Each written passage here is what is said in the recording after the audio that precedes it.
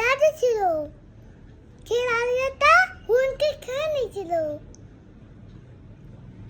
তারপরে আবার রাজার মা বললো আর তো শিকার করে আনো, তখন আরেকটা হুনকে খেয়ে নিল। তারপরে কি হলো,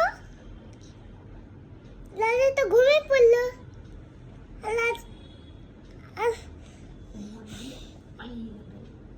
হ্যাঁ, আর পুতনারটা বলো, পুতনাটা কৃষ্ণ পুতনা কি হয়েছিল? পুত্র এখানে কামড় দিয়েছিল। কেন? কৃষ্ণ কেন কামড় দিয়েছিল? আর ওটা একটা পচা রাক্ষস। কি করে এসেছিল পুতনা, কি সেজে এসেছিল? কৃষ্ণ মা। তারপরে কৃষ্ণ কি করলো? দুধ খাওয়াতে গেছিল, আর যেই দুধ খাওয়াতে গেছে দপ করে একটা এখানে কামড়। হ্যাঁ, তারপরে কি হলো? চিৎকার করতে থাকলো, চিৎকার করতে। হ্যাঁ, দাও তো, গলা শুকিয়ে গেছে, একটু পানি খেয়ে আসি। খেয়ে আসো যাও।